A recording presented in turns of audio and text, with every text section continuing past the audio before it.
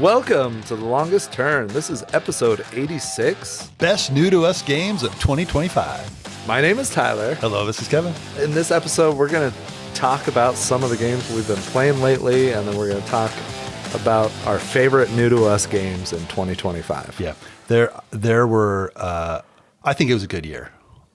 Personally. There was some great games. There were some games that really surprised me that I didn't think were going to be good and ended up being some of my favorite games ever that I've played, right? Uh-huh.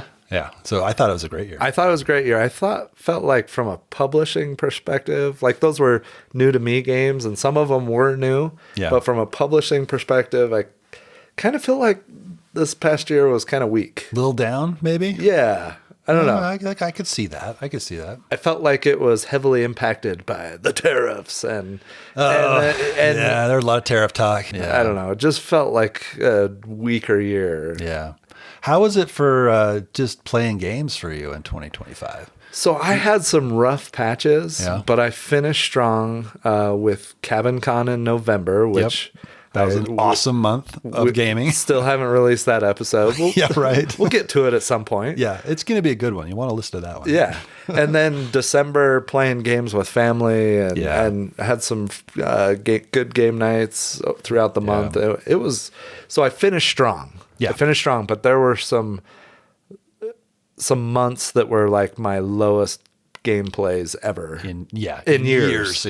Yeah. For some reason, I had some really slow months as well, like in the single digits of plays, And I look back and I'm like, oh man, but then I had other months where I was at like 60 plays. Yes. I had a couple of similar. Those months were amazing. That was Cabin Con month, and December was great. We always go back to Utah and I play games with the family. A lot of lighter games, but super fun. And those months were great. Yeah. But the slow months, life just got in the way. Yep. Yeah, totally. Yeah. We're only 2 people tonight. That's right. Tyson is still not with us. Yeah, he's not just being really quiet. Yeah. He's not here. Yeah, he's not here. So we've got some notes from him of some of his favorite new to him games of the past year. But, that's right. It's already 2026 and crazy. January is almost over or halfway over. By the time we release this episode, it'll be almost over. Right. Where is the time going? I don't know. I'm excited for spring. And it feels like it's almost just around the corner. Yeah, we are experiencing the weirdest winter in Colorado ever. Yeah. The average temperature has been like 63 degrees the whole winter. Yeah, and it snowed twice, I think. Yeah, like a total of 4 inches in our neighborhood area. Yeah, which I like it. But it's not good for snowpack and it's not good water, and if you want to drink and stuff, and fires in the summer, and it might be an ugly year in Colorado. Yeah, it could be, but I do like the nicer weather. That's why I'm kind of already getting spring fever. I want to get my bike out and start riding, and but we're still 2 or 3 months away from that. I kind of hope that we end up just starting to get pounded with snow, and it goes till like June. That'd be awesome. What? Yeah. I hate snow. You are a horrible person. Well, I hate snow. We have a little indoor golf thing on the side, and that would be great for business. So okay. Yeah. I see what you're saying. Yeah.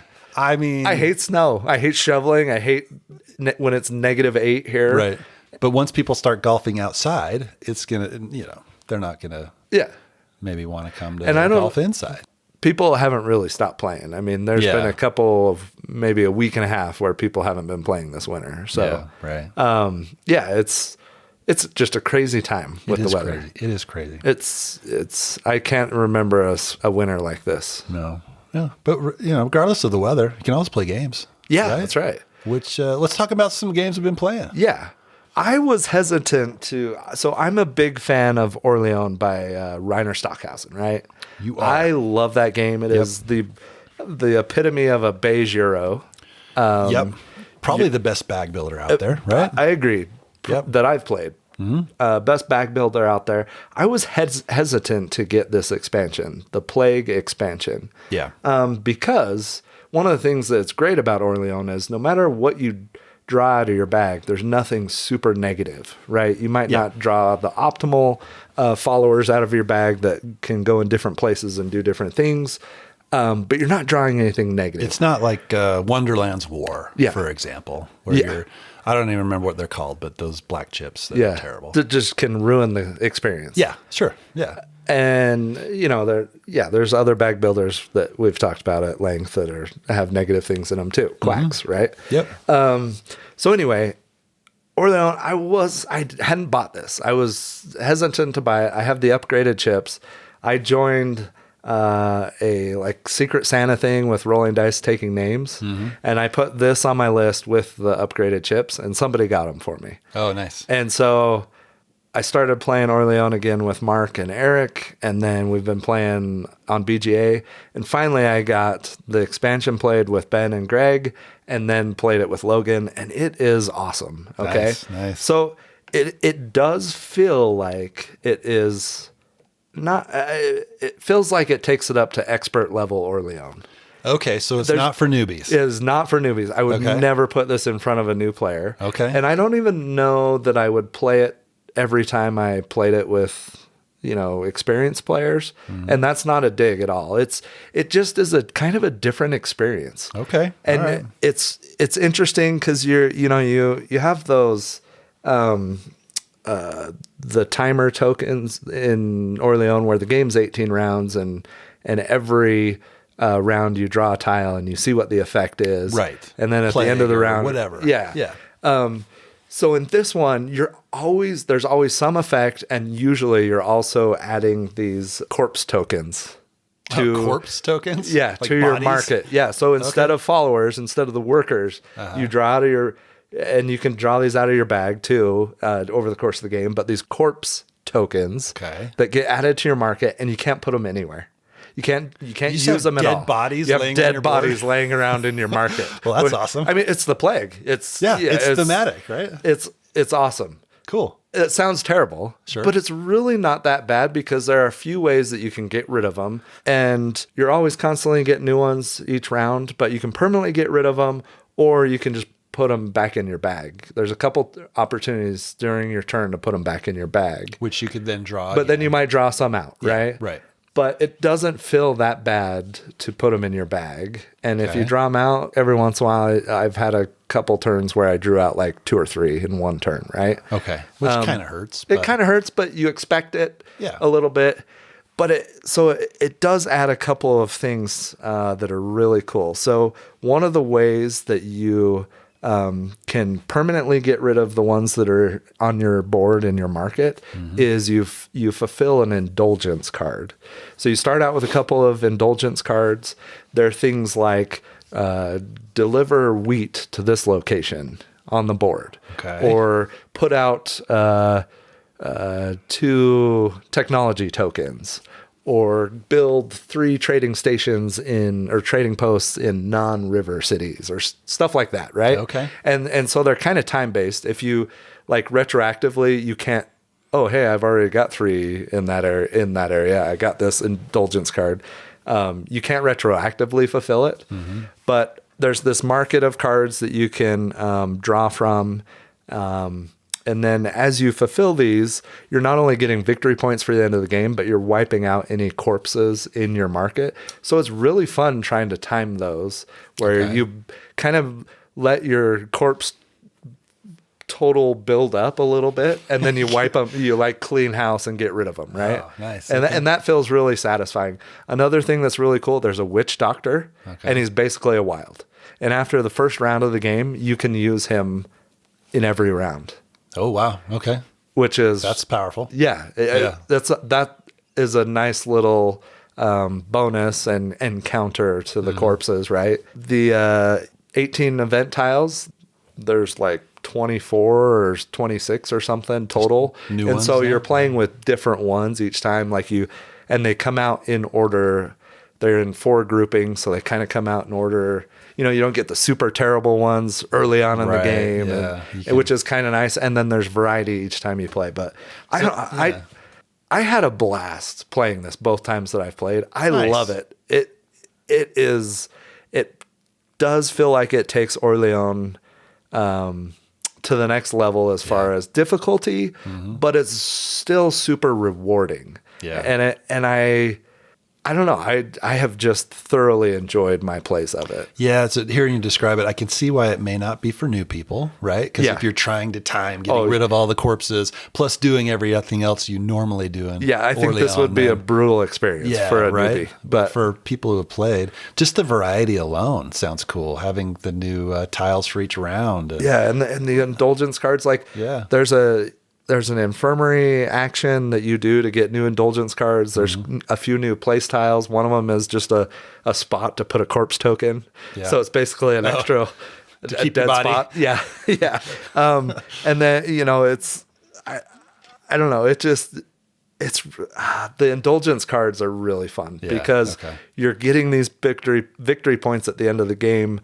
You're trying to accomplish all these different goals and put that into your overarching plan of what you're trying to do during the course of the game. Nice. And it is really satisfying. That's cool. I do have a question. Yes. Are there rats? There are rats. I think there are rats. Yeah, there's rats on the indulgence cards. Yeah. It's basically a rat game then. Yeah. Yeah, totally. In fact, there are rats. Yeah. There's skeletons, there's corpses. I'm always on the lookout for the next new good rat game. Yeah, right? So we can talk about it in our look, almost every single indulgence cards has a different rat on it with different graphics. That's amazing. Yeah. I have noticed that before. That's awesome. Yeah. We need to do a rat episode number 2. Yeah. Right? That to this day, that's one of my favorite episodes we've ever done. Yeah, that was fun. We just talked about games that are loosely or very thematically rat themed, like Ratus. That was a good one. That was a good one. That game sounds great, though. I'll have to play that expansion. I think that you would like it. Okay, nice. And because knowing what you've said in the past about some of those bag builders where you draw really negative stuff. Sure. Yeah. To me, it just doesn't feel that bad. I don't know. You kind of expect it a little bit. Yeah. I think you would like it. I'll have to give it a try. I don't love Orleans as much as you do, but I like it. I think it's a great game. And I've enjoyed playing it on BGA recently. Yes, so we've had a few games. You guys destroyed me, but dude, you guys had. I set you up perfectly though to get one of those. You did. What are the bonus tokens? Because in the beneficial deeds locations. In the beneficial deeds, and then I looked at your board. I'm like, oh my gosh, you've got the blue dude that's going to go right there. And I had 4 actions, so I was holding out until you played your follower in the spot so that I could get the citizen. Yeah, I thought I had that. I forgot that you get awarded the citizen for the most trading posts. Oh, yeah. And I lost by 2 points, but I thought I had it. Yeah, you guys were super close. Yeah. Yeah, that was a good one. Yeah. Hopefully I'm more competitive in the second game, but it was good. Yeah. Great game. Who are we playing? Is it PA Rob? PA Rob. This is good. So I opened up BGA. Little side note here. I'm in this Living Forest tournament that has been going on for a year and a half. And every time a new one pops up, a new round starts, I'm like, ugh, really? This is still going? Yeah. A year and a half? Yeah. This thing started. How many games have you played? 30. And they start every 10 to 11 days because there's a big, huge bracket. And then once all the games finish from the current round, then it finally starts to the next round. And every time I think I'm done, another one shows up. And I'm like, how? I don't... when is this going to end? Yeah. But it's the gift that keeps on giving. But how cool would it be if you won the whole thing? Yeah, I'm somewhere in the middle of the bunch. There's no way. Can you get out of it, or are you banned? I could bail on it. Yeah. Is that kind of a jerk thing to do, though? I don't know. At this point, I feel like it's understandable after a year and a half. Right. How many people have bailed already is the question. Right? I'll get back to you on that. Yeah. We want a monthly update on your Living Forest status. Yeah. All right. So, yeah. What have you been playing lately? So, a lot. Like we talked about, Christmas time was a lot of fun playing some games. One of my favorite games for a long time has been Ticket to Ride.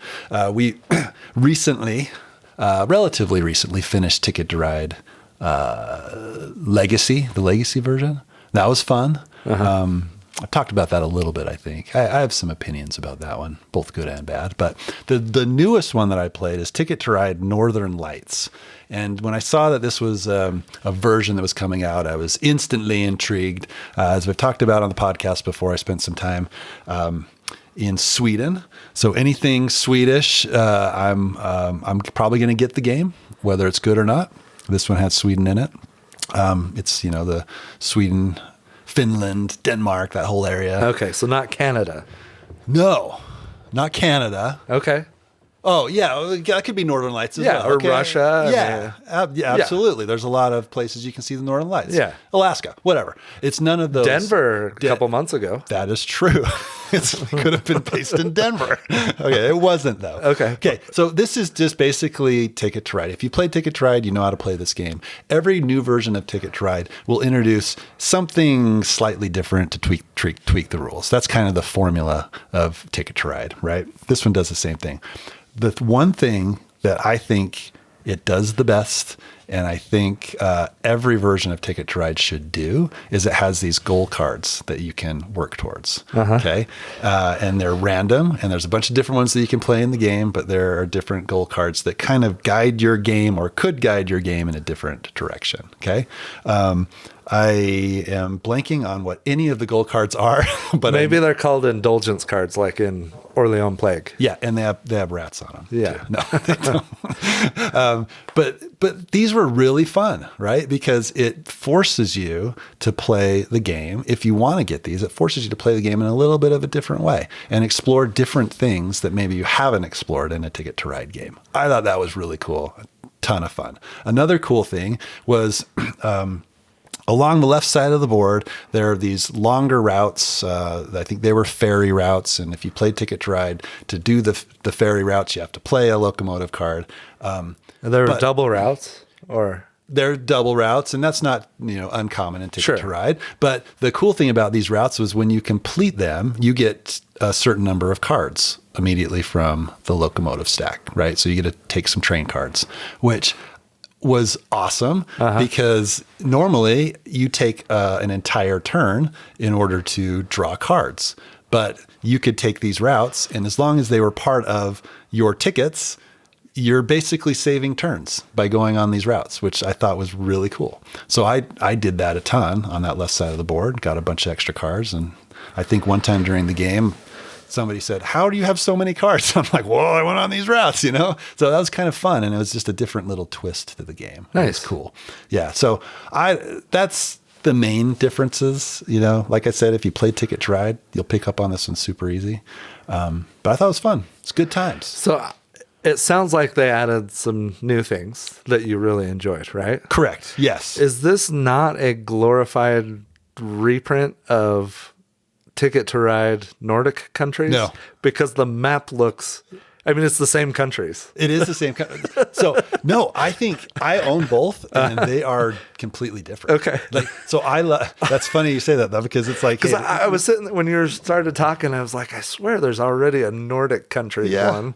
There is. Yeah. There's Nordic countries, which I love that one. And that could be my favorite version of Ticket to Ride. This one, the map's definitely busier. There's more routes. So this is the thing with Nordic countries. That's a 3-player only map. Oh, okay. Is Nordic countries. So it's 2 to 3 players, which is awesome, and it's super cutthroat, and it has a complete different feel than almost any other map you'll play. The Northern Lights is, like you said, a lot more routes, a lot bigger. It can play up to 5, I think. Okay. So it's different, but yeah, it's the same region. Couldn't you have picked something else? Even the maps are zoomed in at the same level. Yeah. Well, they maybe saved on printing costs or something. Or the layout or something. Yeah, totally. Yeah. Yeah, no, this looks fun. I'm glad you enjoyed this experience and that it was completely different despite being the same map. Yeah. With more routes. It definitely has more routes. Yeah. I'll be playing it more. It's just it's a good, light family weight game. So did you just recently add this to your collection, or have you had it for a while? Because it came out a few years ago, right? So I recently added it. I don't know when it came to the U.S. I'm not sure. Okay. But I think it's been recently came here, but I don't know for sure. I played my brother-in-law, Matt's copy. Oh, okay. And then I ended up picking it up at the game shop in Salt Lake. So, did you go to Demolition? Sure did. I don't know if I like that store anymore, but yeah, it's been pretty weak the last couple times I've gone there. Their prices aren't as good as they used to be, and it's just a really disorganized store. It's kind of frustrating to shop there, to be honest. Yeah, but I bought a game there.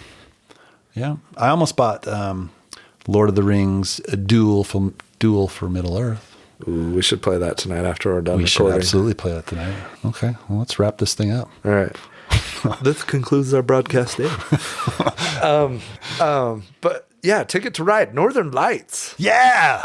Go check it out if you like Ticket to Ride. It's worth it. I think. Yeah.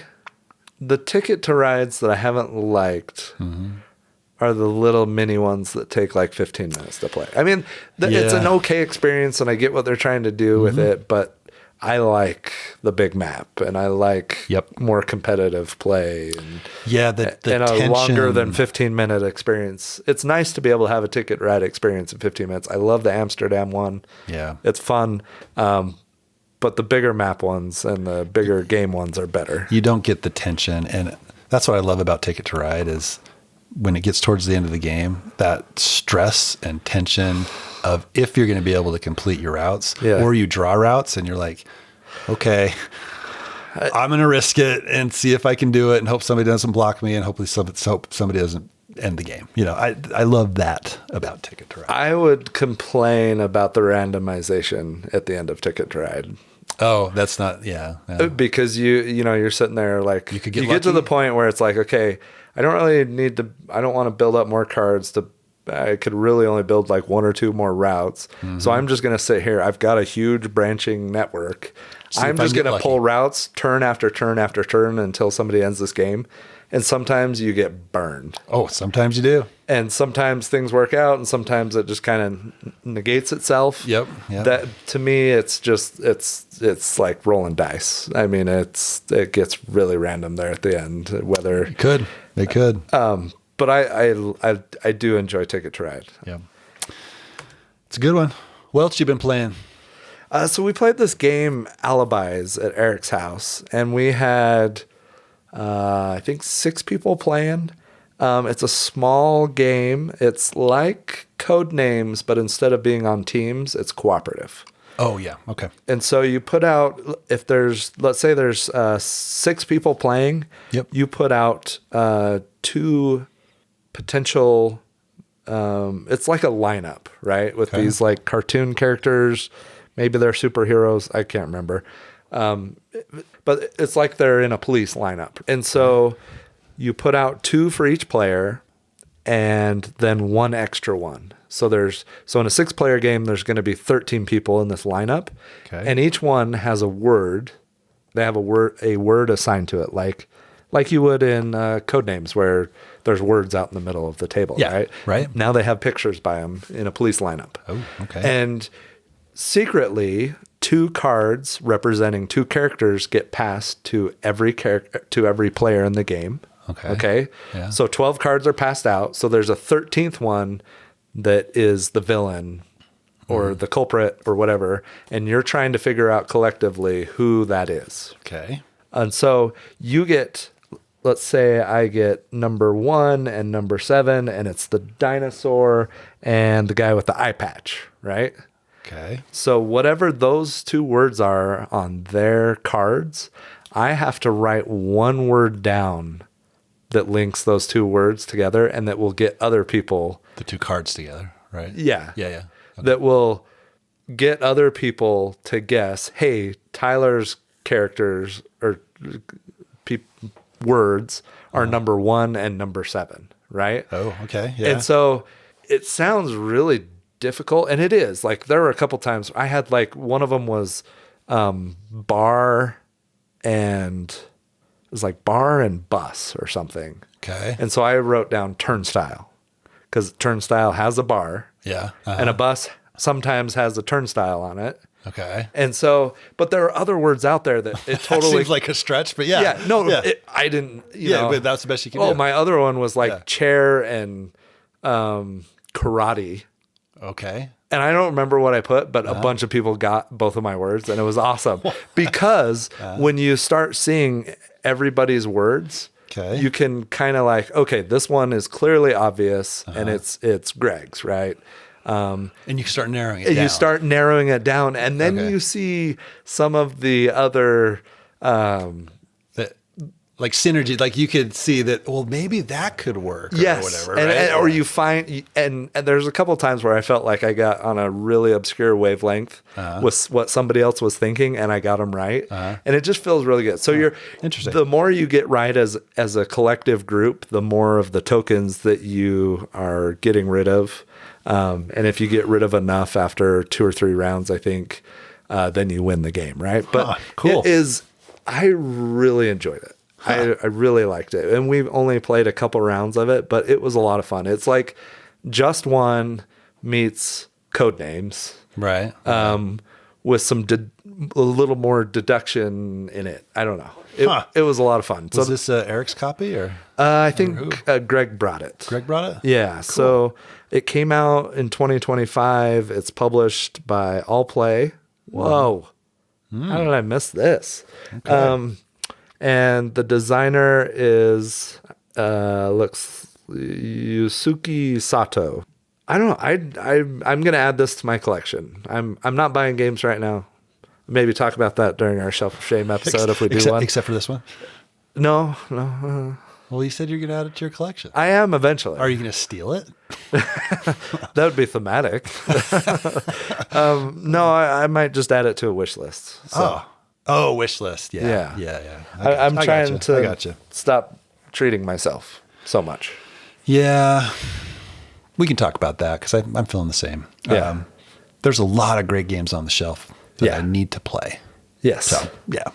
Cool. But I had a lot of fun with this. You're trying to deduce who the true supervillain is, and it was pleasantly surprising because at first when the rules were being explained, I was like, well, I'm glad the game night's almost over. It's like it's a party game that doesn't. But I loved it. I thought it was fantastic. I like it. I would like to play it. That sounds like a fun one. Yeah. Maybe Greg will bring it on Saturday if he comes to game night. Okay, we could probably request that he bring it. I'm going to send a text. I think soon. I think you should. Hopefully we have a good group on Saturday. Yeah, I'm excited. So I'm going to talk about one of my favorite games, a game that we have talked about a lot on this podcast, but it has recently received a new expansion, and that is Clank. Clank Underworld is the expansion that I just recently played. And to be clear, this is an expansion for Catacombs, right?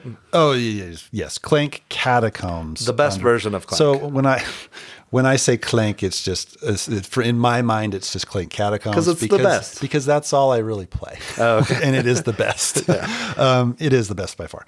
So Clank Catacombs Underworld. I played this over the holiday break. Matt actually had this one. I do not own it yet. Okay. I think it arrived at your house, right, Tom? It did, yeah. Nice. I've sleeved some cards. That's about as far as you got? Yep. Yeah. So just real brief how this plays. I'm not going to explain how Clank plays, but Clank Catacombs Underworld, you have some Underworld tiles. And then you have a complete separate section that is the Underworld itself. There's an Underworld start tile, and then there's these kind of weird shaped tiles that go around it. It's not the standard square, right? That's the Underworld. So you put these Underworld tiles, you shuffle them a certain number in to the top 7 tiles. So you're going to draw these relatively early in the game. And what these Underworld tiles have is some of them have ladders that go down into the underworld. Oh, okay. Okay. Or some of the tiles have slides that go down into the underworld. It's like Chutes and Ladders, Clank. It basically Chutes and Ladders, Clank, which is interesting because the ladders, you can go down or you can go up. The slide is just a one-way thing. You can't come back with a slide. Okay. Which has some serious consequences if you're down in the underworld. Mm-hmm. When you're down in the underworld, there's a new currency there, which are called undercoins. And as a payment to be in the underworld, you have to pay an undercoin at the beginning of each turn where you start in the underworld. Okay. If you don't, you make a bunch of noise. You make 2 clank per turn if you don't pay an undercoin. Okay. The underworld has all kinds of cool stuff that you can get. You can fight. What is the guy? The Underworld Guardian. You can fight the Underworld Guardian and get cool stuff. There's artifact enhancers that will multiply the value of your artifact, your most valuable artifact, by either 2 or 1.5. There's a really cool artifact that you can get in the underworld. A magic leer, I think is how you call it. There's imp assistance. There's fate rooms. Okay, these fate rooms are kind of cool because you get a fate card, and the fate cards will do cool things. Reveal this immediately. The dragon attacks. You can force the dragon to attack. Some of them are good, and some of them are kind of bad. But I got a few of these cards, and I thought they were really fun to play with. Underworld markets. There's a market in the underworld, and it allows you to get cooler things when you go into the underworld. It was fun. It allows you to explore more things, do more things, get cooler stuff when you explore the underworld. Okay. I thought it was a ton of fun. What I thought was a little bit strange was that I was the only one, we played with 3 people, that went to the underworld.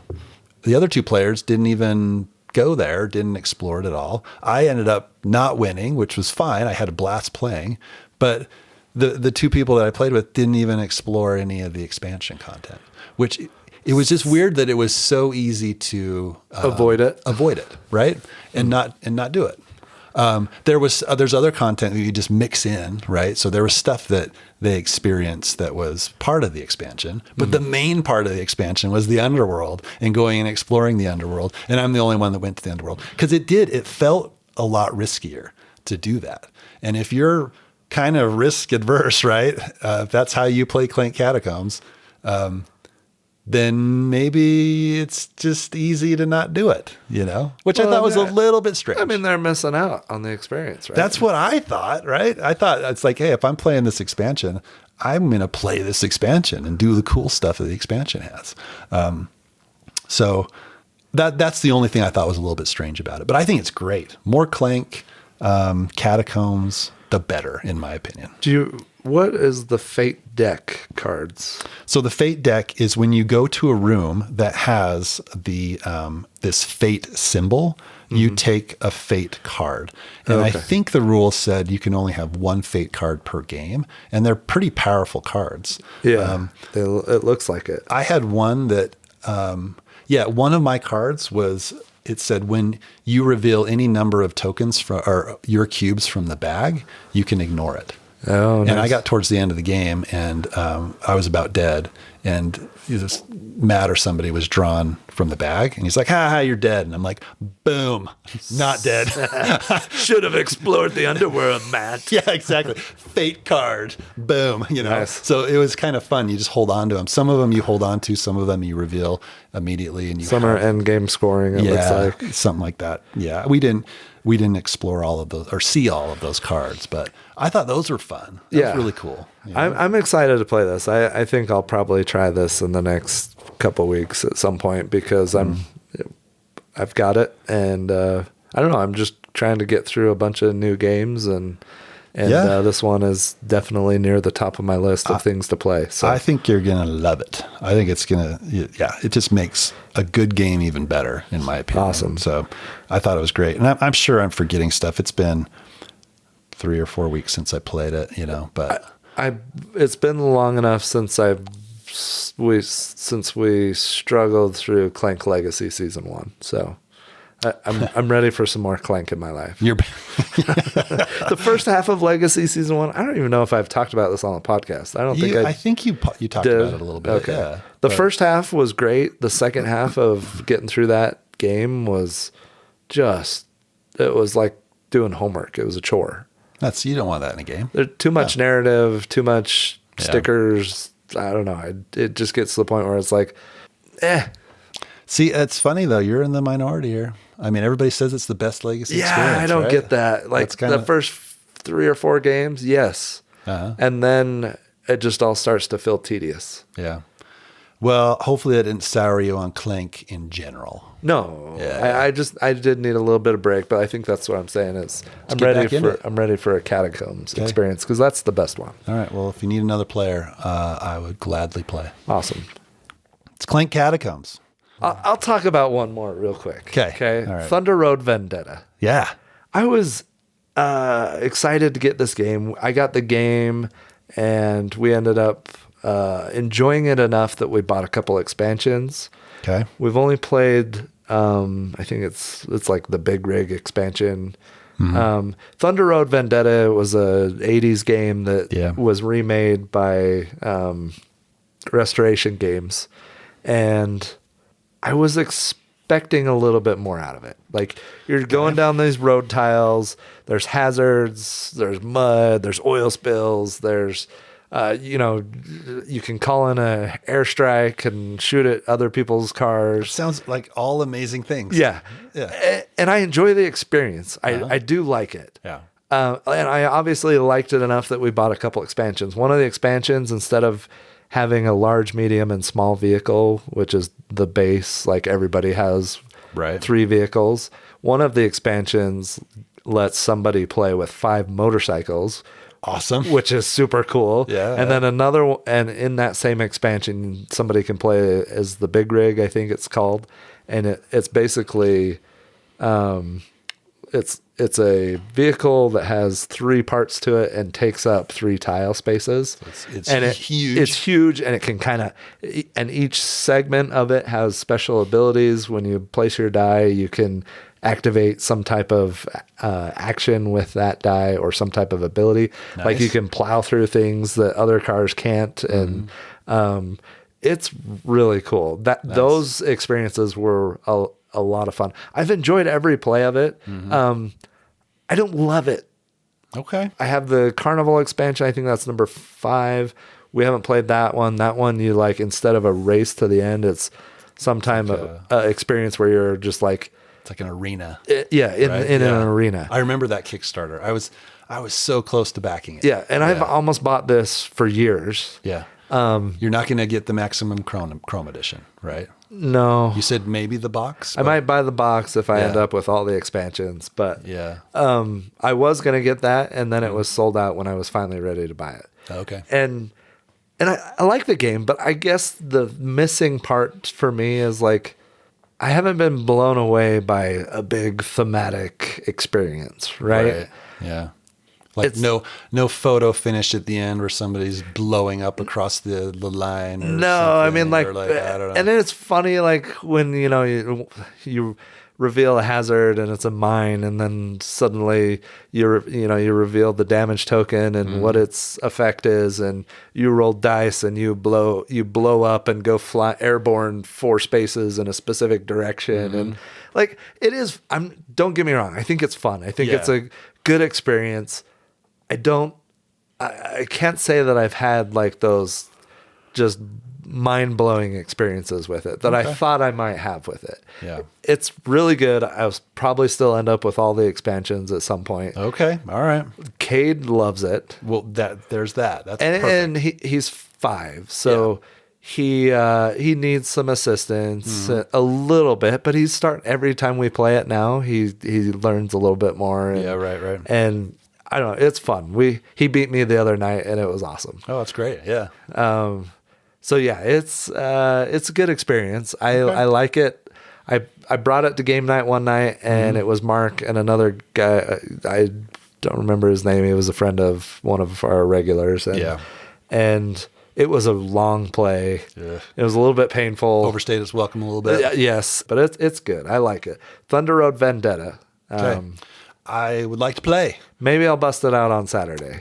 Sounds good. Maybe. It depends on who shows up. But okay. I would gladly play that one. So I'm looking forward to it. It's been on my radar for a while. Right? Yeah. I mean, I remember being at Origins, I think. Yeah. Origins is when the Maximum Chrome edition, I think, had recently come out. And I remember I just have this image in my head of people carrying this massive box around Origins. And I'm like, oh, that's cool. You know, I'd like to play that one. So yeah. And the production quality is awesome. Oh, it's great. It's really nice. Yeah, and that's awesome. You know, the minis are cool and everything's great. It's a fun experience. So I'm looking forward to playing it more. Awesome. Love it. Okay. I have so many more games I could talk about, but I think we've kind of hit our quota. Let's do it. Let's jump into our best games of 2025. And I will say that this list is not necessarily new games that came out in 2025, but new to us games. Yeah. Right? That we really enjoyed in 2025. Yeah. Saying that, most of mine did come out in 2025, but I think there's some good ones here. Can I list 3 games for my number 5? It's funny. I have 2 extras on my list, but no, let's do honorable mentions at the end. How about we do that? Oh, okay. Actually, do whatever you want. It's our podcast. I don't really care. You want me to go first? Yeah, then I can decide what my number 5 is and what my 2 honorable mentions are, because it's so close for me. Yeah, it is really close for me too. I don't know. Should I switch it up? And I think we're going to have some overlap here. Yeah. Okay. I'm going to keep my list as is. Okay. My number 5 is designed by Hjalmar Hawk and Lorenzo Silva. Published by the Horrible Guild. Okay. And this is Railroad Tiles. Okay. Nice. I don't know if this is on your list or not. This was a Kickstarter that I picked up. I got the collector's edition, which is awesome. It's got a ton of expansions. I don't even know how many. 1, 2, 3, 4, 5, 6, 7. Me, right? No, I do not. And I'll pay you the difference. No. So it's at first when I opened this huge box, I'm like, there's no insert. This is so stupid. But what they ended up doing was giving you colored bags for all of the tiles for each expansion. Mm-hmm. And it's as easy as pulling out the bag for the base game, pulling out the bag for the expansion, and then a little bit of setup and you're done, which is awesome. And I thought that was a really cool way to do it. But the way this game works is you have a bunch of tiles. You're building these tiles in a grid in front of you. One of the coolest things about the game, and this isn't unique to this game, but I really like this drafting mechanic, is you can select a row of tiles, and based on what you select, the further to the right is going to be generally better because you get more tiles, but you are in last position to pick in the next round, which I love that trade-off of, do I take lesser tiles so I can get a better chance of getting better tiles later, or do I take more tiles and be at a disadvantage to everybody in the next round? Super cool. I love that. I love the variety that comes from all the expansions. It really changes up the games. The goals that you go for are different every time you play. It's just a lot of fun. I've really enjoyed this one. And I think you've said you like it better than Railroad Inc. I don't know where I fall in that because I like both of them. I do like it more than Railroad Inc. It's got a little more interaction with the drafting. And it does. Absolutely. And I think it's a little more relaxing to play. Yeah. Because you don't like your hand's not cramping up from holding the marker or pencil or whatever. You're not smearing the board with your hand. I erased that. Crap. What did I have there? Well, I think that's a you problem, not a game problem. But I like both of them. I think they're both great. They're both relaxing, fun games to me. But I think Railroad Tiles does a really good job. I enjoy that one quite a bit. That's my number 5. My number 5 is Vantage. No, it's not. I know. There's no way it is. No, so my number 5, I'm gonna leave a couple off my list, but they're right there. Okay. My number 5, I've only played once. I played it at Cabin Con, and it's a Stefan Feld game. Oh yeah. From the City Collection, it is Marrakesh. Wow. the teach on this game was so brutal. Right. Yeah. It was brutal. But once we got playing, and I don't even remember, it's Middle Eastern. You don't know the theme doesn't matter, right? Yeah. Well, it's a Stefan Feld. The themes usually don't matter. But the integration of the mechanics with each other, I just loved this game. Oh, nice. And I'm not a big Stefan Feld But what other games have you played that are Felds? Have you played Castles of Burgundy? Or? I have read the rules and got it out on my table before. Okay. I've played Bruges. Okay. Which I lived in Bruges. I love Bruges. You didn't love the game was Okay. Kingdom Builder, did he do Kingdom Builder? No, that was Donald X. Vaccarino. Oh. How did you forget that? I knew it was somebody else that was well known. Yes. No, I don't know how many Stefan Feld games I've even played. Our group doesn't play a lot of them. We don't, which is kind of weird because I've played Castles of Burgundy and it's a fantastic game. I love it a lot. So I think we should play more Feld games, including Marrakesh. Including Bruges. And Bruges as well. I haven't played that one. I'd love it. Did he do Alhambra? No, that was Dirk Ken. Keep on throwing games out. He did Carpe Diem. Wasn't that on your shelf of shame? Yes, Carpe Diem. I want to play that, and I haven't played it yet. That one's a quicker Feld. I think it plays in about an hour. Yeah, and I've heard great things about it. Production's terrible, at least in the version that I have. But yeah, they've updated it since, right? I don't know if they have. I was interested in Bonfire. I didn't buy it. I was interested in that one as well. But anyway, Marrakesh. Back to Marrakesh, yeah. I loved the experience. The rules teach was brutal. But once we started playing, man, I had so much fun playing that game. Awesome. It was awesome. Yeah. And I don't know how soon I'll get a chance to play it again. But it was fantastic. Nice. So that is my number 5, Marrakesh. Okay. I like it. I want to play that one too. My number 4, we've talked about this one a lot. I'm not going to talk a ton about it, but it is designed by John Perry, published by CMYK.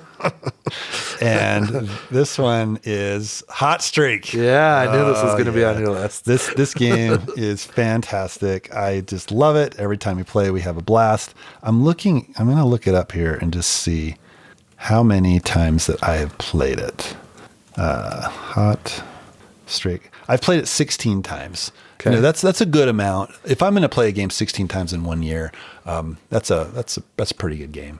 I just love that the mascot races. It's just hilarious to envision in my mind these mascots running around, running into each other, falling down, running backwards, running off the map, trying to bet on the ones you think are going to win, having the mascot that has no chance win by default. Like we've had that happen where everybody else gets disqualified and the person that you just didn't think was going to win wins because everybody else is gone. Like just crazy funny stuff that happens. Like Gobbler can go to the finish line, turn around and then run off the back of the map. How is that not funny? Yeah. Just stuff like that happening is just so fun. This game's gone over so well with everybody that I've played with. It's just been great. And then the production is just amazing, right? Yeah. Like if nobody's played the game before, they look at this rectangular shaped box and they're like, what the heck is this? And then you pull out the mat from the box and they're like, what is this? This is crazy. So the table presence draws people in and makes people want to play. So I love it. I think I've had a lot of fun with it and it is Hot Streak. Nice. Yeah. I knew this was going to be one of the different ones on our list. Yeah. Yes, exactly. I think I know. Well, maybe you have one from a similar publisher on the list. I don't know. We'll see. We'll see. This one I don't think's on your list. Okay. Pretty sure you didn't play this, but Fellowship of the Ring, Fellowship of the Ring, the trick taking game. Yeah, I played it. You did? I did play it. Oh yeah, that's right. I've played. So I do remember now that you said you had started playing it. We started playing. We're only through, I think, maybe 5 missions. I think we're on the 5th or the 6th or something like that. Yeah. Awesome. Loved it. Yeah. It's a great game. It's like The Crew, but with a theme that I care about. Yeah. Yeah. And the theme is so well done as it follows the story of the Fellowship and meet Tom Bombadil and my favorite part of that book ever. Yeah. Not really. I don't know if you're being serious or not. Okay. But like it just follows the story. I had the little promo chapter. Logan didn't love this game. I think he got a little tired of it, but Shelly and I loved playing it, and it's a cooperative trick-taking game like The Crew, and I think it was 50 plus games experiences. It was just awesome. So it was a lot of fun. That's my number 4, Fellowship of the Ring, the trick-taking game. Okay, I like it. As funny as it is, my next game has the same theme. Ooh, I know what this is. As the game you just talked about. Fortunately, I had a play in 2024. Otherwise, this would have been on my list. Yeah, and if it wasn't for the 2 games in front of it, this could have been number 1 on my list. Okay. Yeah, because I loved our plays of it. This is Lord of the Rings Duel for Middle-earth. Yeah. Oh, my gosh. Seven Wonders Duel.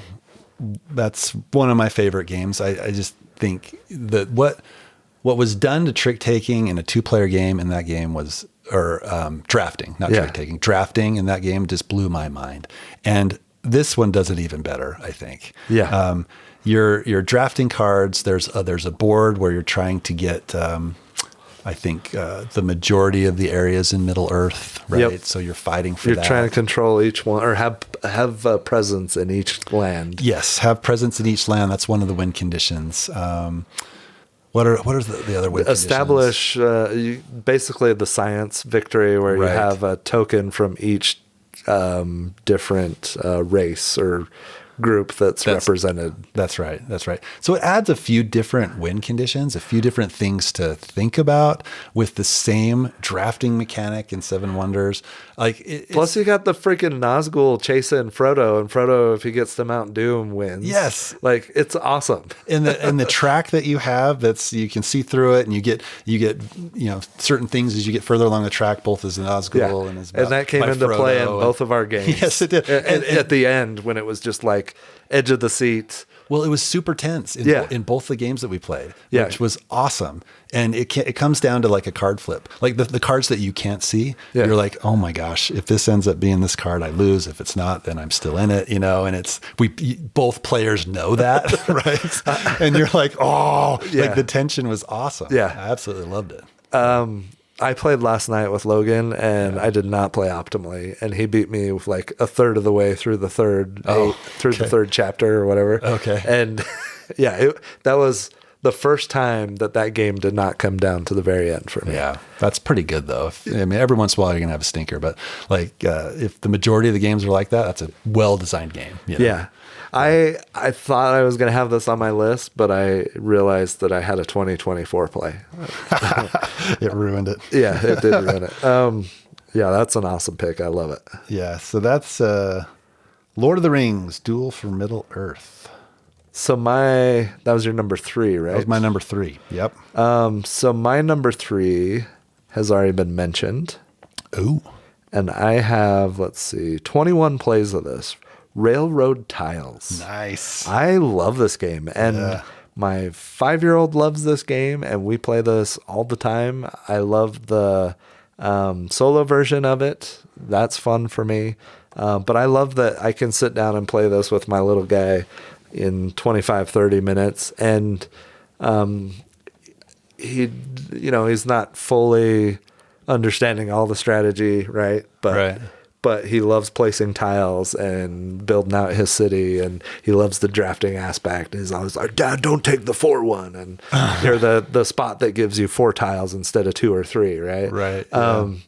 But yeah, we've had a lot of good experiences playing this together. And I don't know, we played this at Cabin Con, and it was fun. Tried a new expansion. Yeah. And this is for me more enjoyable than Railroad Inc. And not to say that Railroad Inc. is bad, because I love that too. Just not your style. But I like the drafting in this. And like you said, where, if you draft a better column with more tiles or further to the right, then you're going to go later in the next round. Right. Yep. And then trying to plan when the tokens reveal you flip over the tokens and they reveal what features you can put little guys out or little cars or rail cars on. And you can plan for that because you see what's coming. Yeah. And those points start to compound if you do like features and I don't know. It's just balancing that against the goals and trying to get things next to each other and not. So, I love it. It's a fun puzzle. Yeah. Amazing job by Horrible Guild and I'm so happy that they came out with this and the nice quality. I love the fill of the tiles and just a great experience. So that's my number 3, Railroad Tiles. Nice. My number 2, this may come as a surprise. Ooh, I'm intrigued. Yeah. So this one, we've mentioned this designer already. This is designed by Donald X. Vaccarino, published by Rio Grande Games. This is Moon Colony Bloodbath. Yeah. My number 2. This is my biggest surprise of the year, I think. Yes. It was early on in the year. It was really early on in the year. They were nice enough to send us a review copy of this one. And by looking at the box, didn't have high expectations. The designer, I was very hopeful that it would be a good game. Yeah, what has he done again? He's done a small game called Dominion, and he's done a few other things. But like 70 expansions. I know. We can talk about that later. So anyway, played it and just I still remember playing it twice in a row at my house. It was just me and you, and we're like, wow, this game has got something. Yeah. Like when you play a game and then you immediately play it again, you're like, okay, that's probably a pretty good game. Yeah. The fact that it's like a shared deck builder is amazing. The tableau building aspect. But the best part of the game is just trying to hold on until hold on better than somebody else. Outlast everybody else. You outlast everybody else, right? And it's thematic. It's just there's a million expansions that I'm sure are going to come, and one has actually been announced. It's just a fun experience every time I play, and everybody I play it with has a good time. So it's fun. Yeah, I think this game's fantastic. Yep. I'm excited that they finally announced that something is coming this year for an expansion. Right. And hopefully it follows suit, at least for a few years, with what Dominion has done. Right. Because it's so easily expandable. I mean, you could add, I'm sure that's how he designed it. I'm sure he has a million expansions. I hope so. In his mind, or almost ready to go, because that's just how he designs games. Yeah. I would love to see some more, a little bit of asymmetry between characters. Right. I'd love to see some new things added in, right? Yeah, right. The deck does get a little bit stale. Yeah. I mean, the various decks, because there's a number of different types of decks in this game. You got the murderous robots, and so what is what's a little bit strange to me is the threat is it not threats, the twists. There are a million twists, and you only use like two per game. So there is a ton of variety there. Yeah, but there is in other aspects of the game there is not a ton of variety. Right. Yeah. So I could see how you could say it gets a little bit stale.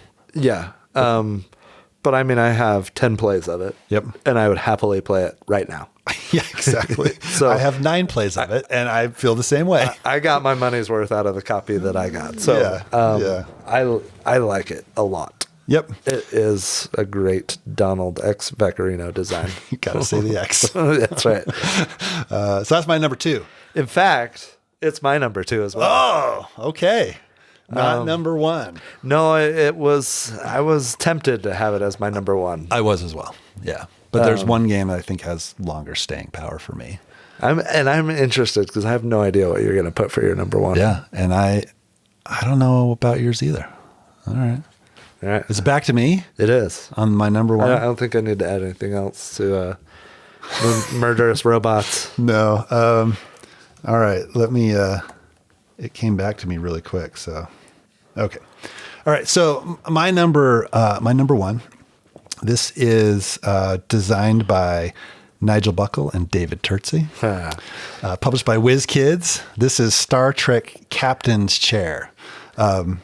This is a fantastic game. It's a I'm not a solo player a lot. I've talked about that a lot in the podcast.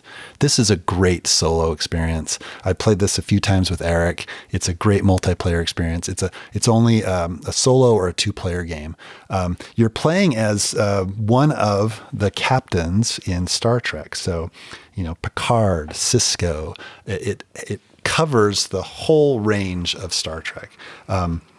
It is one of the more thematic games that I ever played. It's a very crunchy game. It's got a lot going on.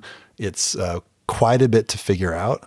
But once you figure it out and once you play, it is such a rewarding experience, and it's so much fun to play. And it really immerses you into the Star Trek universe. If you're a Star Trek fan at all, like I said, it's a lot to get into, but it is rewarding and it is super fun. It is currently 8.7 on Board Game Geek, which is a pretty high rating, and I think it probably deserves that.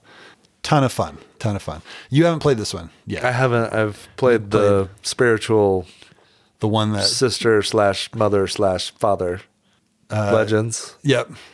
Right. Yep. And I enjoyed that. There's so much variety to it. Every captain plays different. So I played as Picard. I played with Picard the most. And then you feel like you figure out how to play. And then you go to a different captain like Cisco, and it's a completely different experience. The cards that you're in your deck are completely different. Yeah. There's shared cards that you can buy that are going to be similar, and every game you play, you're going to be able to see those. But it's almost like you're playing a new game when you play a new captain, which is really cool and really interesting. And that's why this one kind of edged out Moon Colony Bloodbath for me. It's because I think it has more staying power, and you could play this game 100 times and you would probably keep having new experiences. There's expansions that are on the way, so you can explore this one to your heart's content. So it's a lot of fun. I really like it. I'm sure it's a blast, and I would love to try it. Is the curve for getting this to the table and learning it a little daunting? It's a little daunting. It is. But what's cool is I think it's called cadet training mode. Oh, okay. That you can, and I've played this quite a few times. In order to figure out a deck, you can play this cadet training mode. And is that solo? And that's solo. So you just can it be more than one person? I mean, can it be 2-player too? Or I don't remember. Okay. I haven't tried that. But that is cool. It lets you explore that deck and not only initially learn the game, but then also learn that deck, what to do, how to maximize your efficiency with that deck, exactly, and what's available to you. That is cool. I like that. Yeah. So that was fun, and that's probably maybe half of my plays is the cadet training mode. Yeah. And then I would love to play this. I would love to have this if I had like a 10-game collection, and I don't have a 10-game collection, right? Yeah. And there's other games in my collection that I feel this way about, where it's just a beast to get to the table, and it's almost a lifestyle game, almost. It's not quite there. I don't think. I guess, and I'm not being negative. No, I agree. But that's kind of the impression I have gotten, and from playing the other Imperium Classics and Horizon. Imperial Legends. Yeah. I kept saying Legends. It's Imperium, right? Yep. And I've played that a couple times. It was beefy, right? And it was great, but I haven't gotten it back to the table in 2.5-3 years since that experience, right? Yeah, so I could definitely see that, and that's probably why I haven't played it since maybe February, right? Yeah, because there's other games that come up, and now if I go back to it, I'm going to have to read the rules. But as I was preparing for the podcast, I'm like, well, why don't I just go back and play that game? It was a ton of fun, right? And I mean, it takes a little bit of time to play, but it's not crazy long. Yeah, and it's fun for me. I really like Star Trek, and it's fun to play as Picard and kind of remember some of the episodes or play right? That's the first season. Or play as Burnham, there's this, and the new expansions coming out have different captains you can play, so that's kind of a fun part of it for me too. That's cool, and it helps with the learning curve a little bit when you enjoy the IP. It's like if I put a Dune game in front of you, you're like, okay, that there's probably a good game here, but it doesn't initially get me excited.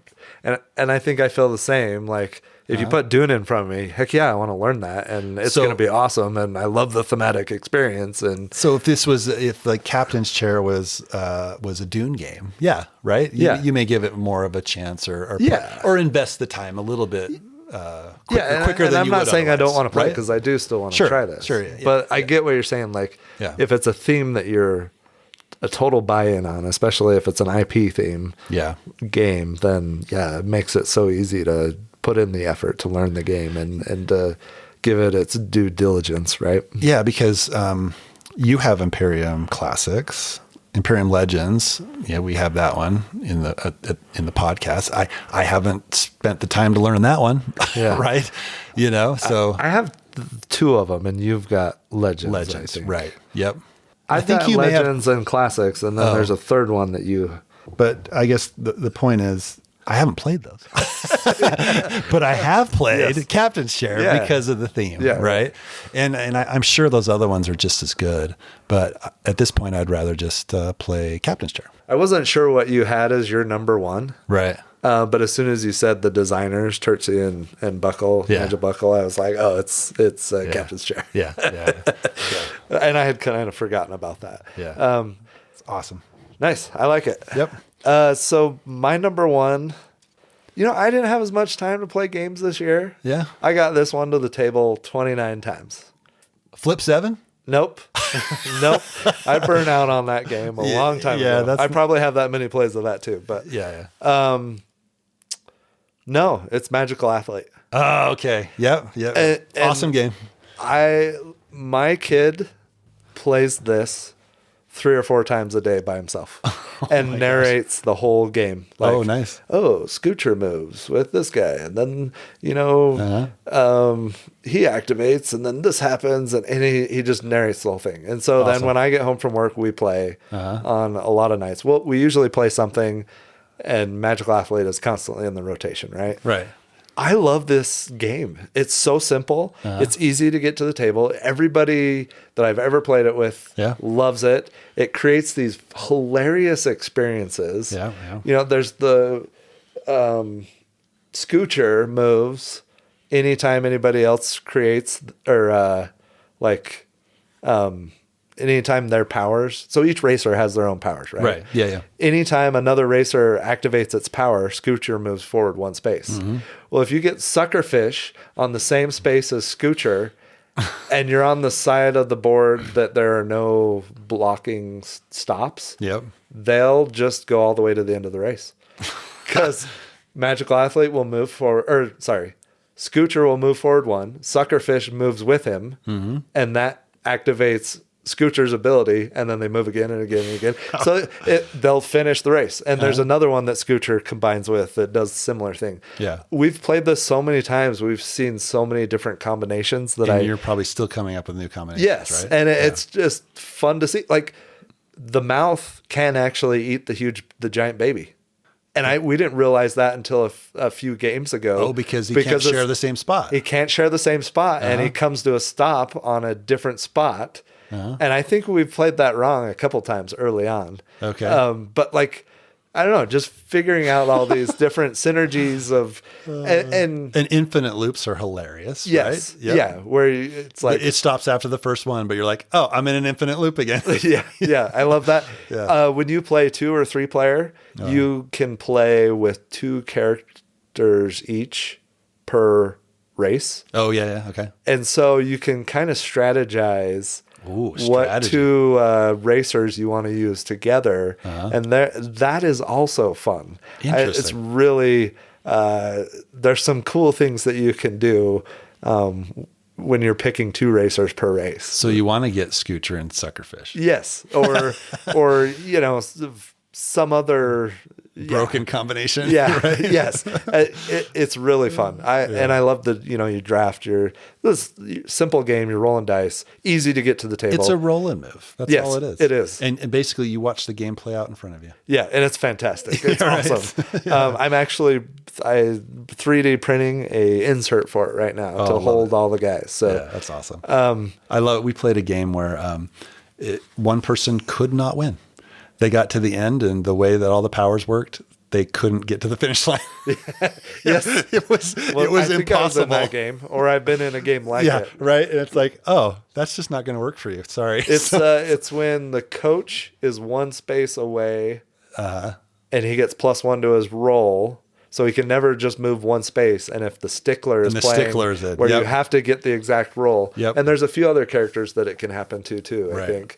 Yeah. But yeah, that's hilarious. I think that was the exact. It's like, okay, well, I forfeit my turn again.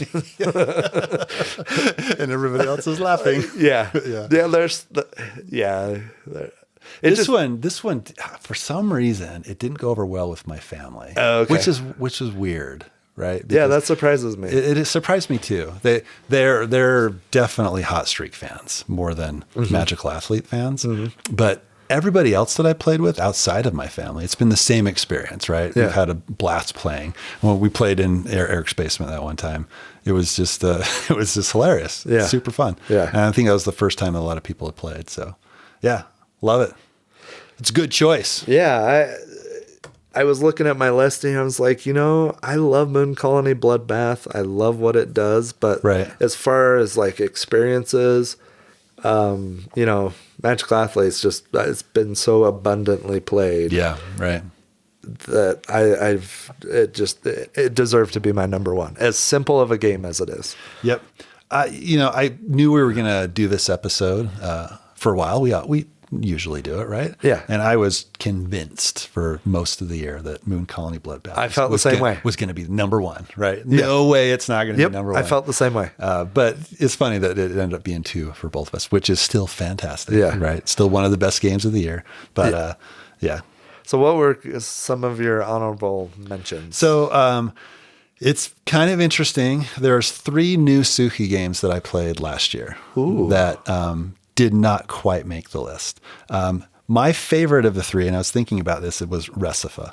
That game. And I missed that game night. Oh, that game was so fun. It was, because sometimes you play a new game and it's a little bit of a slog to get through and you're like, okay, I know next time it's just going to be better. This one was fun from the get-go. It was just a blast. And the way the mechanics worked was super fun. Nice. The way you manage the cards in your hand. I only played it once and it was a while ago, so I don't remember exactly how it played, but I remember I had a blast with it. So that was one. The other Suki was Evacuation. And that was good. Gosh, that was good. And yeah. I think I played it 3 times now, and it's one of the heavier Suki games, but it was really, man, the theme was integrated well. It was fun evacuating things from the old planet to the new. Yeah. I thought that one was really well done. It definitely gave me vibes of On Mars. Yeah, absolutely. How you're going, but then you're also coming, and you're sending things kind of both ways. And I don't know. I thought Evacuation was awesome. I only have one play of it, but I loved that game. It was good. It's really good. It's one I want to keep playing for sure. I may have even said I think this could end up being my favorite Suki game. Yep. And then the other Suki was Aldebaran Duel, which was a single player Suki, which I really fun. Did play, yeah. Yeah, really fun. Had a good time with that one. I played it maybe 3 or 4 times. Okay. And it says 100 is a good score. And I got like 66 the first 2 or 3 times I played. And then I got 98. And I'm like, oh, that's awesome. It was like just a really cool, fun solo experience. So anyway, those are 3 Sukis that almost made it. A couple of mine were Aetherstone. Oh, Aetherstone. Yeah. Which is similar to Res Arcana. Yeah. My first experience with that, I was just blown away. Yeah. And then I felt like some of the later plays I had weren't as enjoyable. Mm-hmm. And I feel like I'm getting worse at the game. I know. I was just going to say the same thing. I'm not getting better at it. And I think I have like 5 or 6 plays. Yeah. I still like it and I still want to explore it more, but it lost that edge of initially. I feel like I was like, this is amazing. This is awesome. Yeah. Okay. And it dropped a little bit for me. I love it though. That's a good one. Yeah. Evenfall. Evenfall would have made the list for me if I hadn't played it in 2024. Okay. So I played it in 2024. I would have absolutely included that on my list. So that's similar to 51st States. Yeah. 51st State, right? Yep. We played that at Cabin Con. That was my first play of it. I thought that game's great. That was awesome. I loved it. Yeah. It was great. Yep. Nemesis Retaliation. Yeah, I didn't put that on my list because it's more Nemesis. Right. Essentially, it does a few new things, and it's cool. It's like including Cthulhu Death May Die. Yeah, right. Yeah. It's like, okay, it's essentially the same game, but there was one other one. Oh, Regicide Legacy. Oh yeah. We're not very far into it. We've only played through, I think, 4 or 5 round levels of it. I don't know what their terminology is. Yep. But that's been a blast, and awesome. It's cooperative. You're trying to kill off the royalty. Yeah, nice. and it's in legacy version of it. So you're changing. Just like any legacy game, the decks change and stuff, and yeah, it's been a great experience so far. Nice. One other one I had was Fishing. I still want to play this. Freedom and Freeze. Yeah. It's a trick taker. It's such a unique trick taker. You start the game with cards that are numbered 1 to 10, and there's a number of different suits. And if you win a trick, you get all the cards in the trick. They go on your net. You catch them, and then in future tricks, the cards that you catch become the cards that you draw. So each round you're going to draw like from 8 to 11 cards. You start drawing more cards as the rounds go on. And I think you play 8 rounds, I want to say. So if you win more than 8 cards in the first round, you're only going to draw those cards because the ones in your net go on your boat. If you win less than that, then you get to draw cards from this cool other deck that gives you better cards, right? So those cards can go up to 18, or there are buoys that allow you to do special actions and things. So it's like this really cool balance because the cards that you catch are victory points that you get at the end of the game. If you collect 20 cards, you get 20 victory points. That's how you win. Or do you say, I'm going to try and win 0 tricks so I can draw from that cool deck and get cooler cards to set me up for later rounds and do better things. But there's funny cards like buoys that you play a buoy, and when you play it, you get the best card in the trick before the person gets that trick. So somebody wins with an 18, you're like, oh, yoink. This is going in my boat. I'm going to get a point for it, and I get it to draw it later, into my hand. It's just such a fun, unique balancing act. I love it. I love how that sounds. The concept of you win cards that then you can use later. Yeah. And if you don't win cards, then you can get better cards. Exactly. That perpetuate throughout the rest of the game, right? Yep. And that just seems really cool. Yeah. I've missed the 2 or 3 game nights that this has been played for some reason, and I'd still love to try this one. Yeah, we'll definitely play it again. I played it just recently, the last game night on Saturday, which it's very fresh in my mind. So it's a good one. It could have made my list, but it just barely missed. Yeah. Nice. Any games you're really excited about this year? Yeah, I've referenced a few of them already. So expansions for Captain's Chair, To Boldly Go is coming out, and then Second Contact. I think To Boldly Go is kind of a full expansion. Second Contact, you have to have either To Boldly Go or the original Captain's Chair to play it. But Captain Kirk's coming. You can play with him. There's just a bunch of different captains and stuff. I'm excited for it. I don't know if. I'm still up in the air on if I'm going to get it or not because I have so much content to play in normal Captain's Chair. But the way Captain's Chair works is there's a difficulty rating for the captains. So I'm sticking to the easier ones to play. And if I have a bigger pool of easier captains, maybe that's the way to go. Yeah. But I'm looking forward to that one. Those 2 expansions. That's cool. Yeah. Sorry. I'm excited. Those sound awesome. Yeah. Right. A couple that I was kind of excited about. I'm excited about Moon Colony Bloodbath expansion. Oh yeah, right? for sure. Yeah. There was an expansion announced from Stegmaier that I'm really excited about. Okay, for Vantage, right? Nope. Okay. No, Wingspan. No, I'm just kidding. Tapestry? I would still do a Tapestry expansion. Yeah, I still haven't played the last one I got very much. Yeah, but I'm good without that. But yeah, go ahead. Which one? Which one? Expeditions and Scythe. Nice. So yeah, this was announced probably a few weeks ago on one of his live streams. At some point this year, he's releasing a Expeditions expansion that introduces a new character, and it also introduces a new faction for Scythe that you can play with in Scythe. He is such a liar. He said he was done with Scythe. And I'm not complaining though. Yeah. So, and not only that, but so you can play expansion with Expeditions or Scythe, but it's also a standalone duel game where one person plays as a Scythe character and one person plays, or as a Scythe faction versus a Expeditions character. Wow. And I think he said you could do two Scythe against each other or two Expeditions against each other. But don't quote me on that. The point of it was you could play a Scythe versus Expeditions. Which nice. That sounds cool. Just sounds really cool. Okay. And I love that universe. That universe is amazing. First thing in a long time from Stegmaier that I've been like, oh, that was a cool announcement. Yeah, that's awesome. So I'm excited about that. Cool.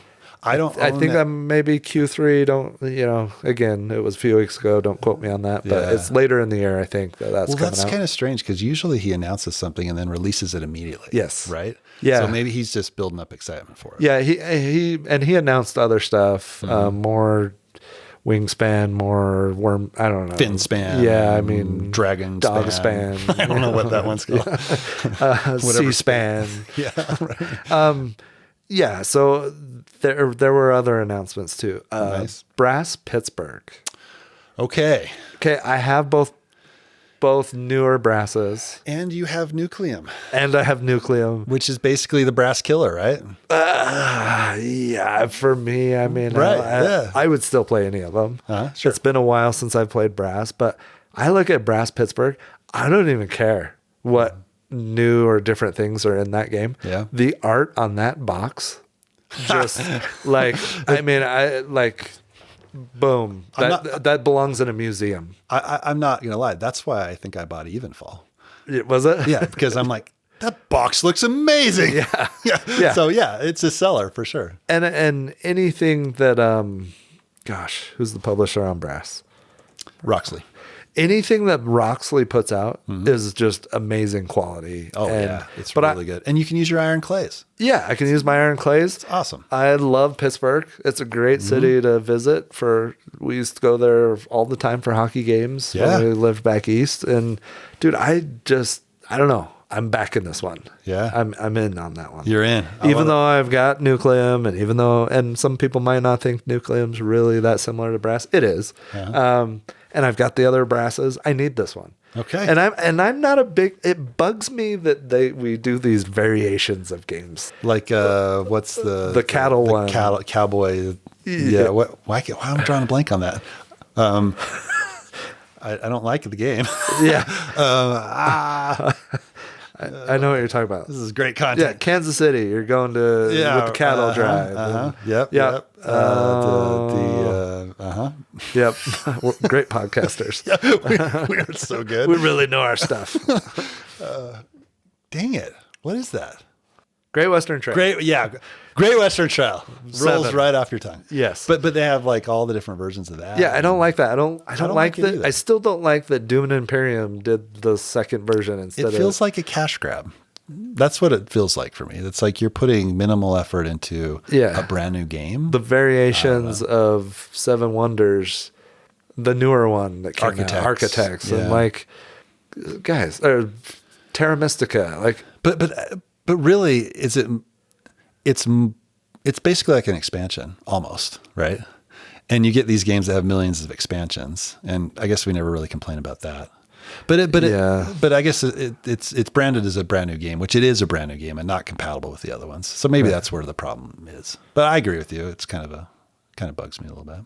Yeah. But you're doing it anyway. I'm doing it anyway. That art, man. Yeah.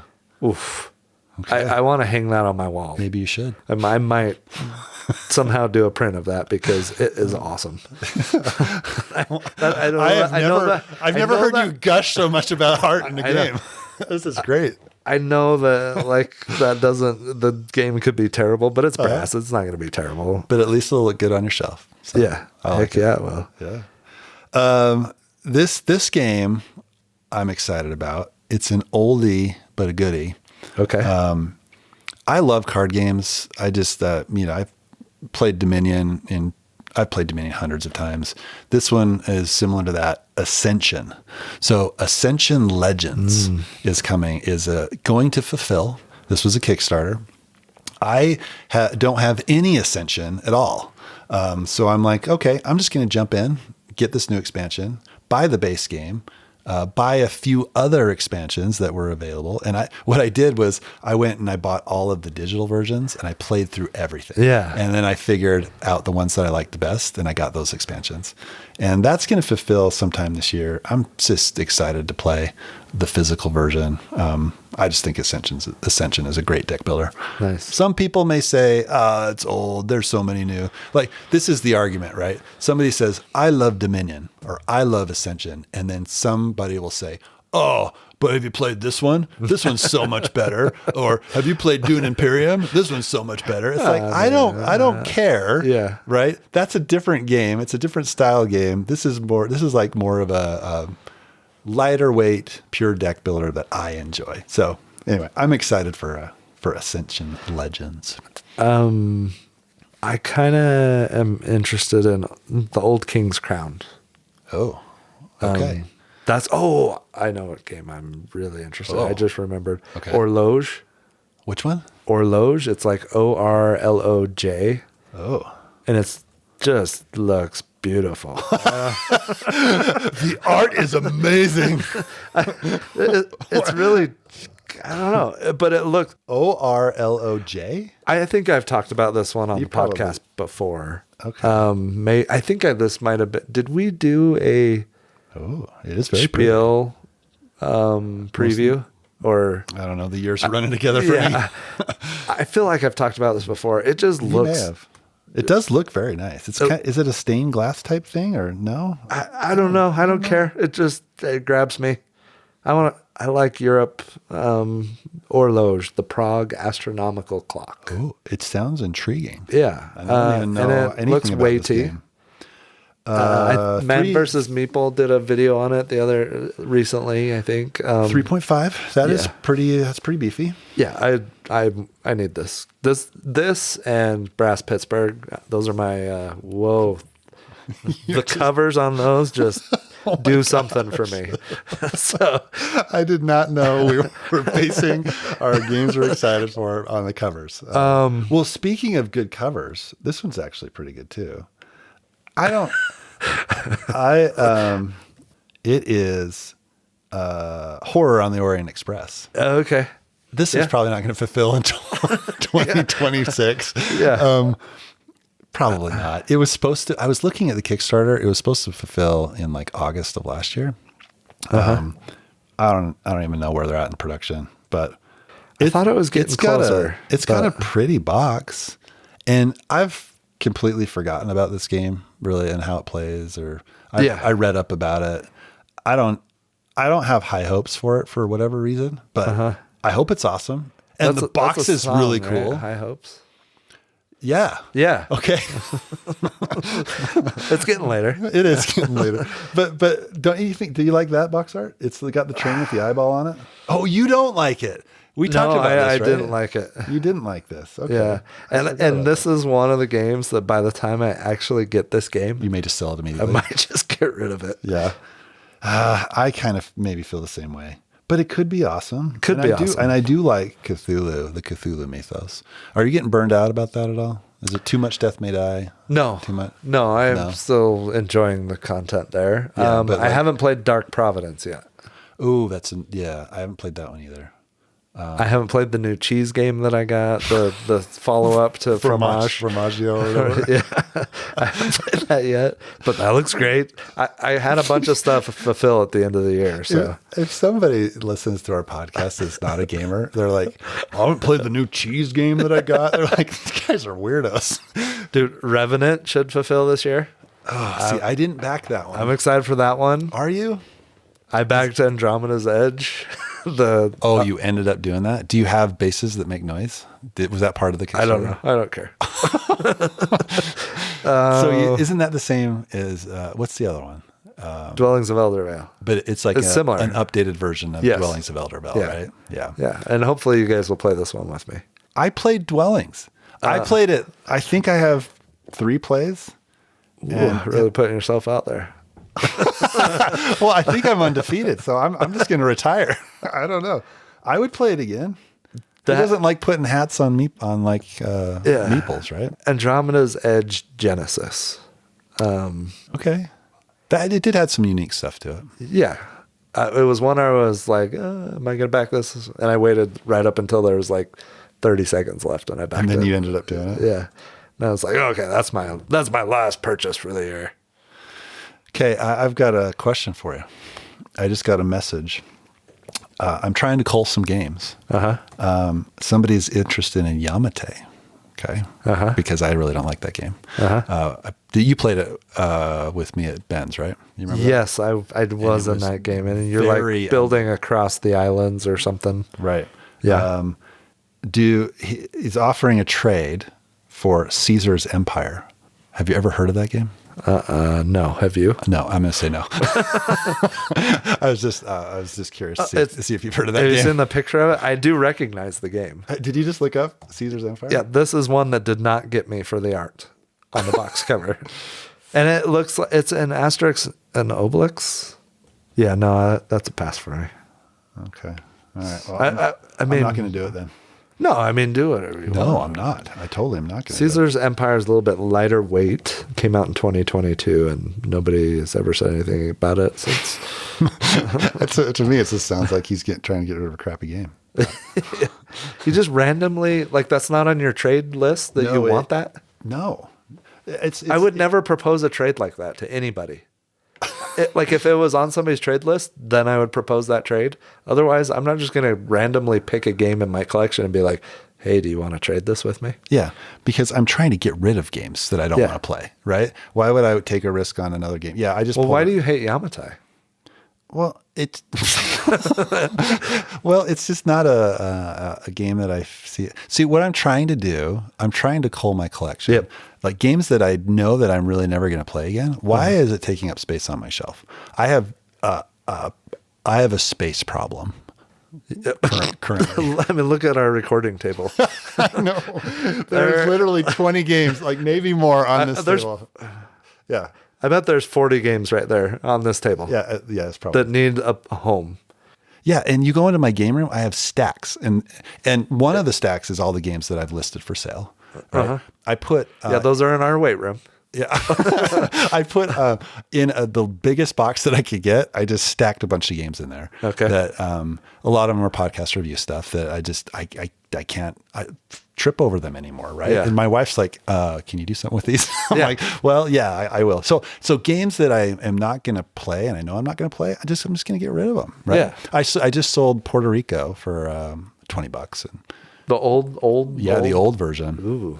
Still in shrink. Whoa. I hadn't even opened it, and I'm like, I'm never going to open this. So I gave somebody a really good deal on it, and got a little bit of money, and I freed up a spot on my shelf for a game I'm going to play. Yeah, Caesar's Empire. I just pulled it up. It's no. The box art almost pushes you over the edge. No, it doesn't. What's that guy doing? Yeah. I mean, it's interesting. It's a different. It seems like it's a whimsical art style. Yeah, I was thinking of the same. It's got whimsy. Yeah, for sure. Yeah. But yeah. Anyway, Yamate. I sold my Grim Coven. I know. Yeah, you told me about that. Yeah. And we were talking about this before we started recording. I hope you regret that decision. Yes. Because I have a little bit better. Yeah, I've got all the acrylic bits. I've got the Sundrop miniatures. I, for whatever reason, decided to spend money on this one, and I'm hoping it's the best game ever. And I got to the point where I was like, okay, my older son's leaving. Yeah. As soon as he graduates in a few months. Younger son's not quite there. Yeah, it's going to be a while before I can play with him. Mm-hmm. Kevin's got a better version of this. Yeah. And I think that's kind of my board game spending money this year. Yeah. Okay. Anything that I sell is my spending money. Mm-hmm. Anything else, it just goes on a wish list, and I'm not going to buy it. Yeah. That's a good way to go. Yeah. We'll see what happens, but yeah. I've definitely slowed down. I'm not as interested in buying a lot of new games. I do like backing Kickstarters though, because when you get them, it's like, oh, it's like Christmas. That's cool. Yeah. Right. And then you open it up and don't play it sometimes, but sometimes you do play it and it's amazing. Right. Yeah. So that Formaggio. Formaggio. And I've had Grim Coven set up on my table ever since I got it. And I haven't played it yet. Yeah. But I like the Kickstarters for that reason, because it's just, this one's fulfilling. Cool. Yep. And for whatever reason, a lot of them fulfill at the same time. So sometimes you get 3 or 4 games at the same time. Yeah. Like, wow, this is like rapid fire. Yeah. Pew, pew, pew, pew. Yeah, exactly. And if you don't consistently back Kickstarters, then that's not going to happen. No. So, I don't know.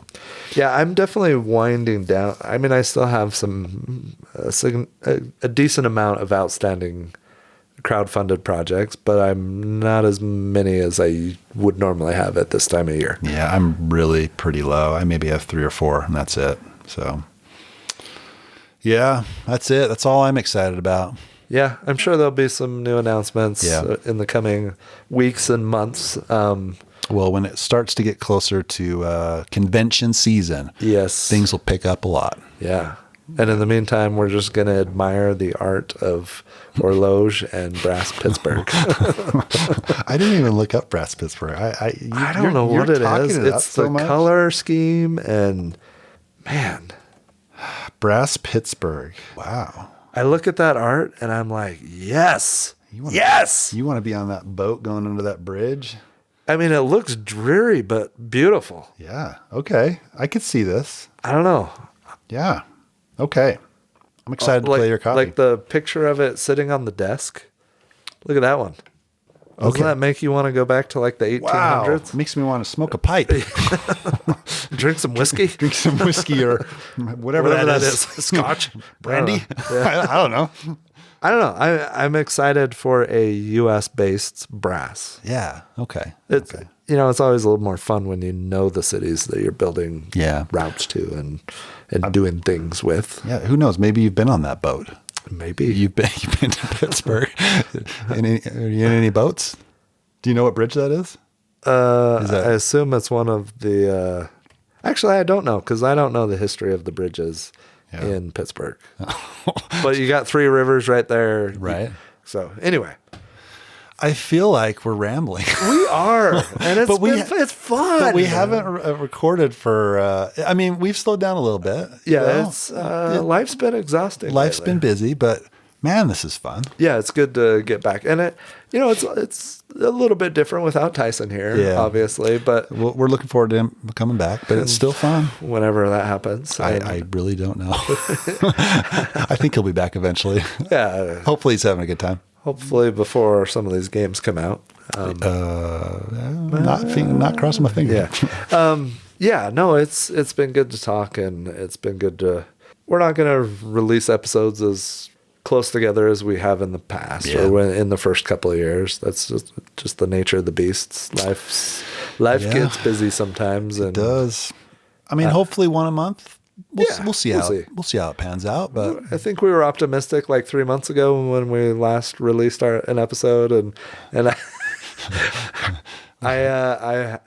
we recorded our CabinCon episode, which was a fun one to record. Yeah, and we recorded it at CabinCon, which was in November. And I have not edited it yet. Yeah. And you started though, right? Maybe a little bit. A little bit. Yeah, a little bit? Okay. Yeah. I don't know. We'll see when it comes out. Yeah, it'll be great whenever it does. Yeah. I think this. I think it wraps it up. Yeah. Thanks for listening. If you made it this far, you're true fans of The Longest Turn, especially after a long drought. Yeah, exactly. Thanks for listening to this episode of the Longest Turn Board Gaming Podcast. If you enjoyed this episode and you want more Longest Turn in your life, please check us out on Instagram. Also, be sure to check us out on Board Game Geek, where you can join our guild, Guild 3947, and check out our blog, where we post all our show notes and occasionally post more detailed reviews. If that's not enough for you, we have a Discord server. If you want to play a game with us on Board Game Arena, join our Board Game Arena group, The Longest Turn. Until next time, thanks for listening. Tot ziens. Goodbye. See you later.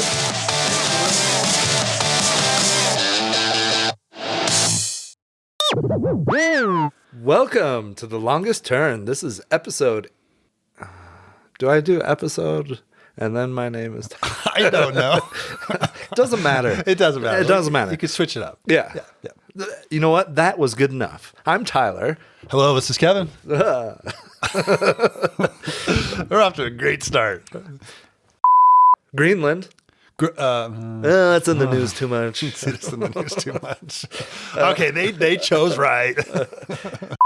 There, you come in from the west. You come out of this tunnel, and then the city's right there in your face. And you couldn't see anything going into the tunnel. And it's a longer tunnel, and you come out, and then the city and the rivers are right there, and it's just right there. It's just and quite the reveal. Yes. Yeah. It's like one of those things that you kind of wish you could experience for the first time all over again. Oh, okay. Like Stranger Things season 1. Yeah, you're never going to have that experience again. Empire Strikes Back. Yep.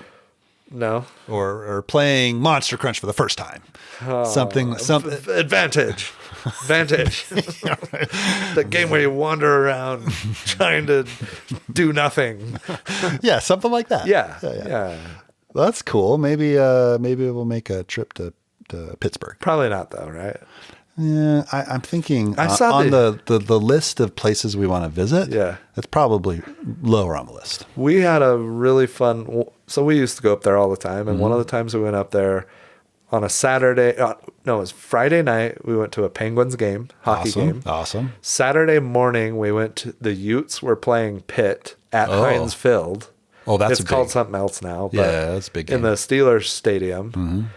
Saw that Saturday morning, and then there was another Penguins game that night. And so they were playing a back-to-back? Yeah. So we saw 2 hockey games and one of our college football teams. Wow. In the same weekend. Okay. And then went back to Maryland where we lived the next day. But that was an awesome trip. Epic weekend there. It was awesome. That's great.